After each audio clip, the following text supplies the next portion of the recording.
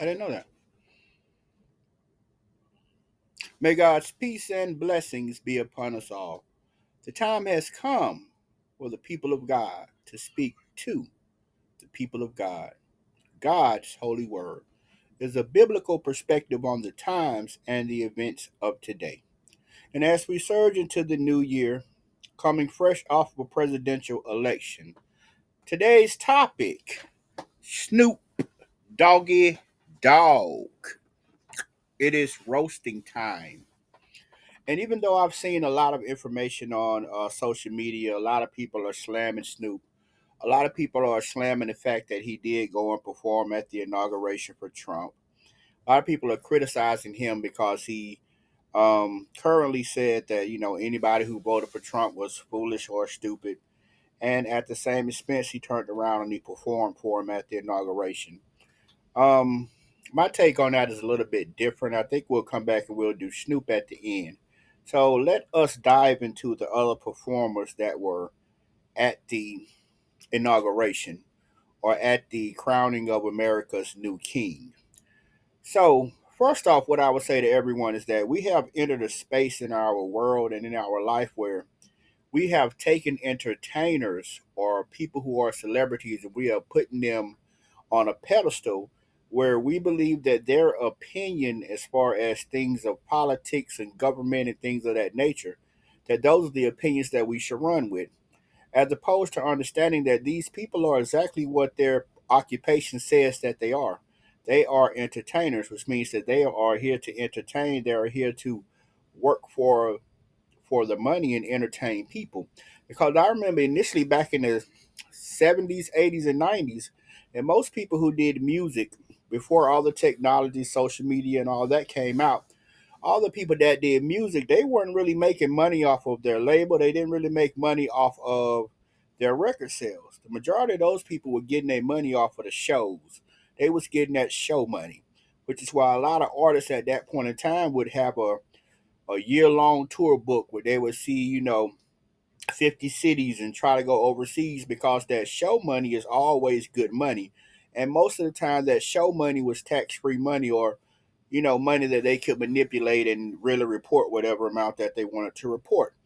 And so as a result, that is where the money was. The money wasn't doing shows. And that is the generation that the guys like Nelly come from.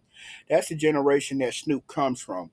That's the generation that Rick Ross comes from. That's the generation that Soldier Boy initially came from, which is the generation where you had to go out and do shows. Now, make no mistake about it, Soldier Boy flipped the game when he first came out. A lot of people don't give him credit for a lot of things that he did do first. Because I believe Soldier Boy was one of the first person to really make a killing on those ringtones and things of that nature when they first came out. I think he caught that curve. So because he did catch that curve, that made him incredibly wealthy at that point in time.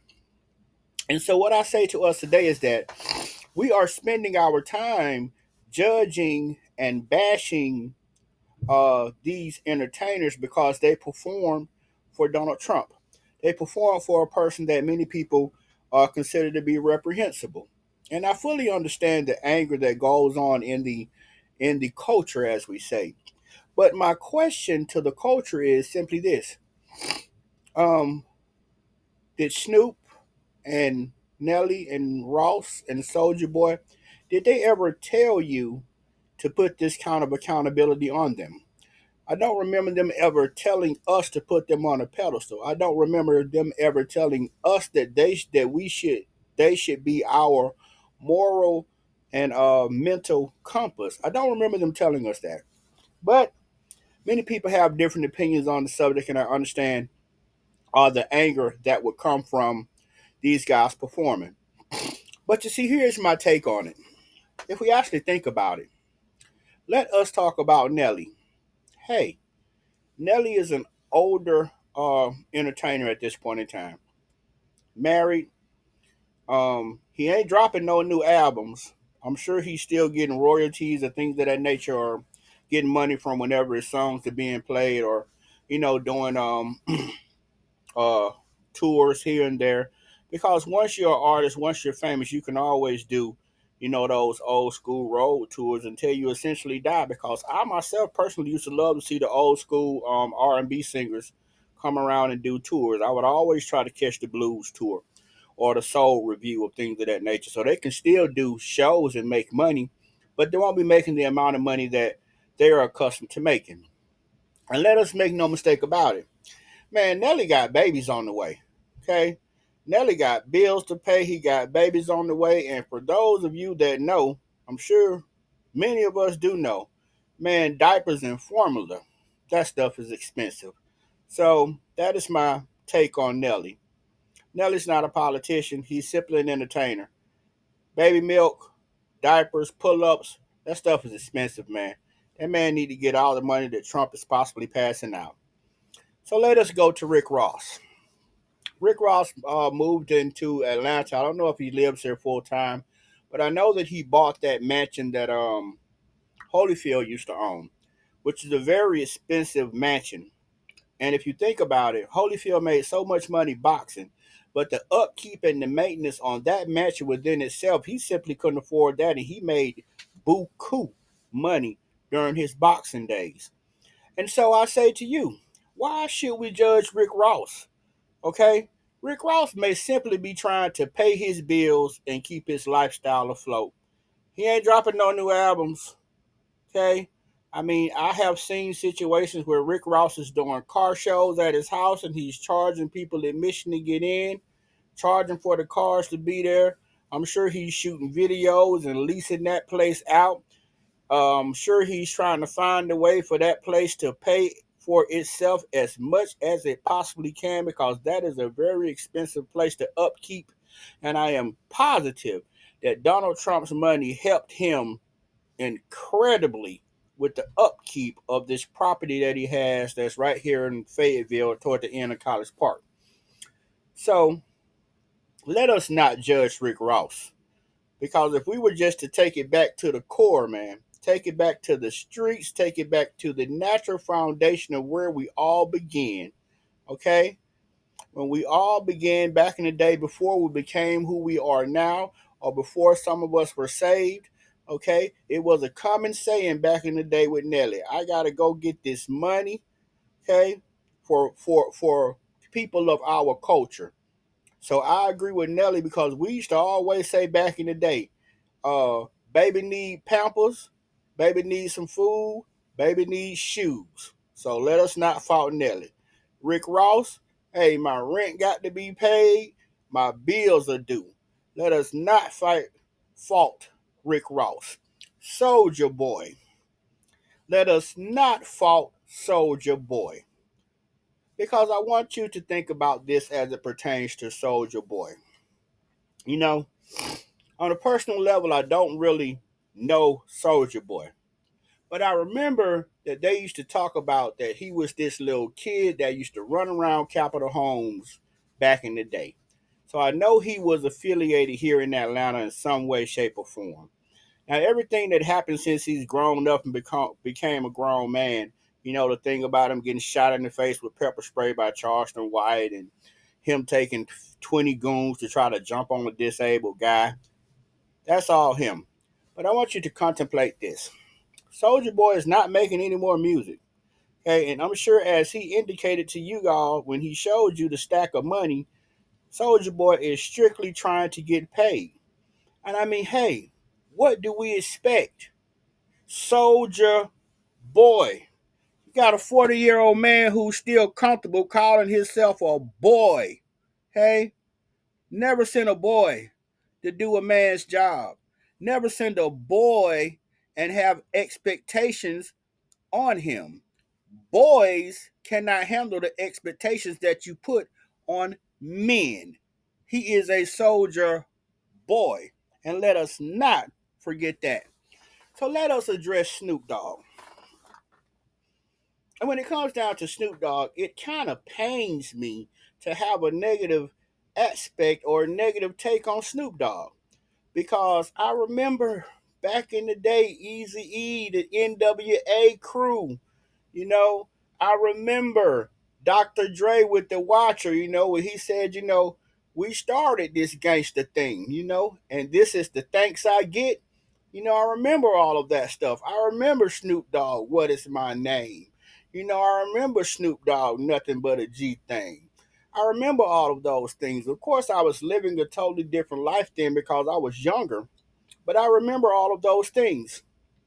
And for us to see Snoop Dogg today in the way that he has acquiesced and the way that he has grown and the effect that he has on the culture, is why I find it difficult at this point in time to criticize a Snoop Dogg for performing at a celebrity inauguration. That's not my problem with Snoop Dogg. That may be a lot of you people's or you guys' problems with Snoop because you have given Snoop these expectations that he clearly never asked for. Snoop never told anybody he was a politician.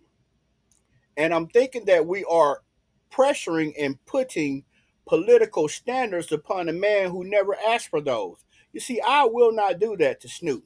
But what I will do to Snoop Dogg is one simple fact is that Snoop Dogg, aside from the fact that he is affiliated with whoever he is affiliated with, the thing that from our generation, the problem that I have with Snoop Dogg, it's not even the fact that he was back in 2017 and 18 or whatever, he was telling people that they would be stupid if they voted for Donald Trump. That's not my problem with Snoop performing at the inauguration. I remember when he did the roast of Donald Trump and he talked about Donald Trump moving into the White House and replacing Obama, and he said it wouldn't be the first time that he took a black man's home away from him. That was hilarious. Okay. But that still does not give me a problem with Snoop Dogg performing at the inauguration. The video that he had that everybody is circulating, where he said that, which one of you jigaboo people, you all know the rest of it, the jigaboos, which one of you jigaboos is going to be the first one to perform for Donald Trump? So you see, that is where my problem starts with Snoop Dogg.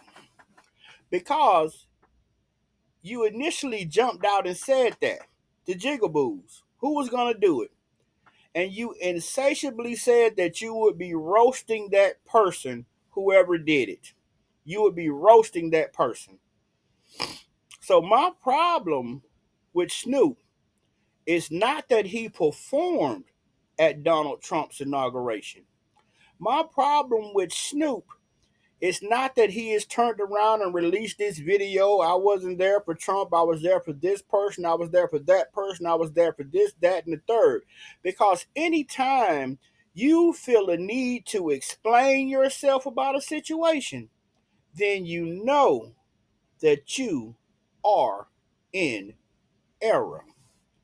But once again, that is not my issue with Snoop Dogg. You see, my issue with Snoop Dogg is in reference to the Jigaboo conversation that he had. He was insinuating that he would never perform for Trump.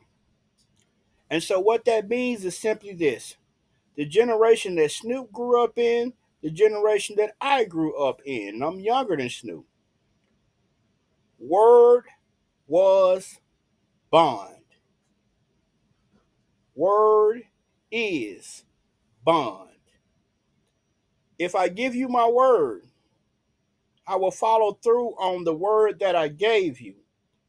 We come from a generation where a man is only as good as his word. You said that you would not do something, and then you turned around and you did it anyway. You see, that is my criticism of Snoop. My criticism of Snoop is not because he went to take Donald Trump's money. Okay? Unlike the rest of these guys that performed with him, okay, the rest of those guys are all in need of the money, or they desired the money. But the rest of those guys are not Snoop Dogg. The rest of those guys are not the ones who said that they wouldn't do a thing and then turned around and did the very thing that they said they wouldn't do. The very thing that they said that they would roast everyone for. And so, what I believe in is if you did it, acknowledge it. And so, Snoop Dogg said that he would roast the person who performed for Donald Trump. So, I say to you today, dear brother, Snoop Dogg, was it Calvin Brolis? It is roasting time, sir. And the best thing, I think, for everyone is for your fans not to roast you, for the public not to roast you, for the culture not to roast you. I think that this is a time of self examination. And so I say to you, D.O. Double Jizzle, it's roasting time. You should roast yourself. And with that, I say to us, let us make America righteous again. Let us make the world righteous. And as always, I ask you to like, to share, and to subscribe. I ask you to share the know, because if you share the know, then the show will grow. I ask you to like and to share the know, because if you share the know, then the word will go. So please like, share, and subscribe and help us on our mission of making the world and America righteous again. And as always, before I leave, and this one is especially for my brother, Snoop Dogg, another verse for another day on this earth. And if you would, let us go to Matthew at chapter 5 and at verse 37. Matthew chapter 5 at verse 37. I don't know whether or not Snoop is a believer, but I would hope that he is a believer. And this message is for all believers and for all Christians. Matthew chapter 5 at verse 37. And it reads on this wise. Once again, always I'm using King James Version. I have all the Bibles. I have the parallel Bible, which has everything in it, New King James, all of that. So I use them all, but I prefer the King James Version. Verse 37, Matthew chapter 5. But let your communication be yea, yea, nay, nay. For whatsoever is more than these cometh of evil. Let your yes mean yes, and let your no mean no. Word is bond. Mean what you say, believers. Say what you mean, believers. And stick to both of them. As always, may God bless you and keep you.